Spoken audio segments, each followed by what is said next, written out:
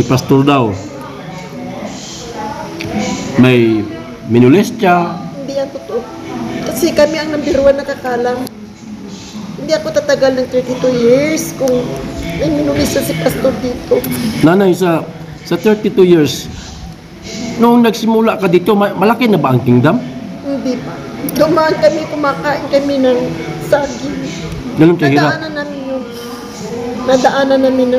Nagtiis talaga kayo, nanay. Matuwa na lang kami na makakain kami ng 3 beses sa isang araw. Ganun. Hindi naman kami pinangkuha ni pastor na ganito yung buhay na ibigay ni pastor. Hindi siya nagsabi na bed of roses na pagdating namin dito, gano'n na lang kasi hindi. Dumaan talaga kami sa hirap. Kung ano yung pinagdaanan ni pastor noon, dinaanan din namin. Kasi maliit pa kami, kunti pa lang kami mga workers. Tapos sa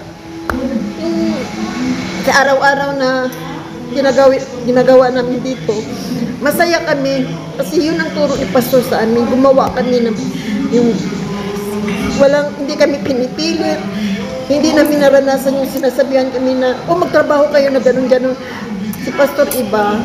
Yung sinasabi na mayayaman daw ang membro ni pastor. Tapos nanggaling daw sa mga membro yung mga pera. Kaya lumaki na ganito ang kingdom dito.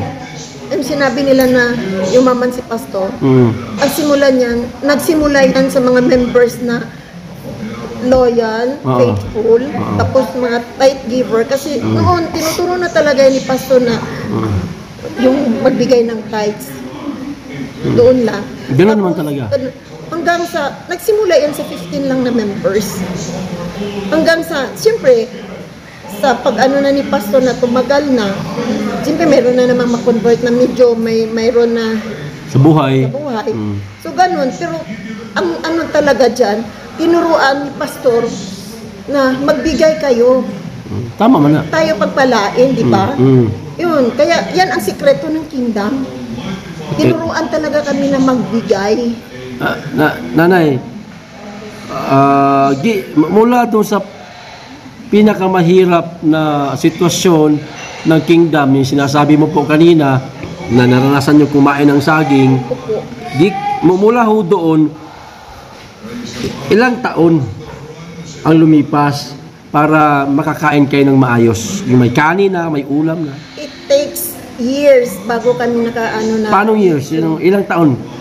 Kasi nung dumating ako dito is 1991. Tapos naranasan na namin yung kumpleto na yung kain namin. Almost 6 years ko naranasan yun na gano'n. 6 years.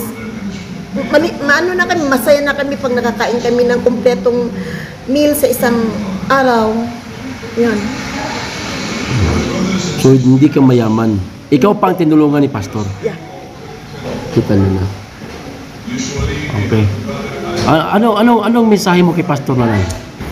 Isa lang ang maparating ko. Walang katulad si pastor. Mula pa noon hanggang ngayon. Si pastor, sa sinasabi nila, hindi totoo lahat yung sinasabi nila. Hindi totoo. Kasi naranasan namin. Mula pa noon hanggang ngayon si pastor, hindi yan nagbabago. Kahit ngayon si pastor, kumakain pa rin yan ng lauoy. Naninigaw ba si pastor? Hindi. Yung sinisigawan kayo? Hindi. Tatay talaga si pastor para sa amin. Wow. Okay. Sige po, maraming salamat.